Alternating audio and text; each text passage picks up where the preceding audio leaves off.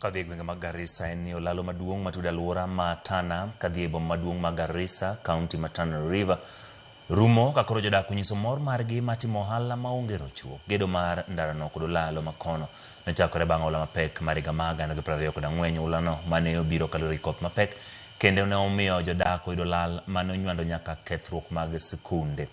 Gipoyo gedo mare kendo kopogore kod ohala, wuoth kod somo gikoni koro dhi bedo mise madongruok e gwengego. Especially kazi yao every day ukikuja unaona kuna progress, kuna kazi inaendelea. So like ile kitu tulikuwa tunaona wakati ile barabara ile katika yenye gari ilikuwa haiwezi kupita pande ile. Sasa hii iko very different. Hata sasa hii mvua ikikuja kama ina ile hatuwezi ona ile kitu yenye tuliona sasa ile. Wakati tulikuwa na barabara ile mzee tulikuwa tunaathirika kwa sababu ya mvua. Wakati mvua inakuja mingi, barabara inatukatikia mara kwa mara, inaleta maafa. Biashara inakatika, barabara hakuna magari yanatembea, tunateseka kwa hali. Lakini sasa tunaona nuru ya kwamba Mungu ameleta na taarifa serikali wameileta.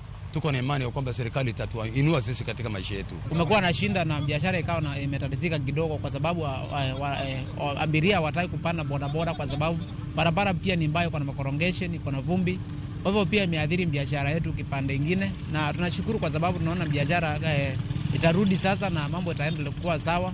Pia hata wakati wa mvua itakaporudi hatutakuwa na shida kwa sababu barabara yetu itakuwa iko sana, tutakuwa tunapita vizuri. Kwa hivyo tunashukuru serikali kwa ajili ya kazi ambayo inaendelea kutufanyia hasa wakati area hii ya Mandoo. Tunashukuru sana kwa barabara mpya ambayo bridge mpya ambayo tunajengewa. Juu tulikuwa tunasumbuka sana wakati wa kuvuka, magari imejazana, hakuna masaa ya kupita, alafu hiyo bridge mzee inatingika.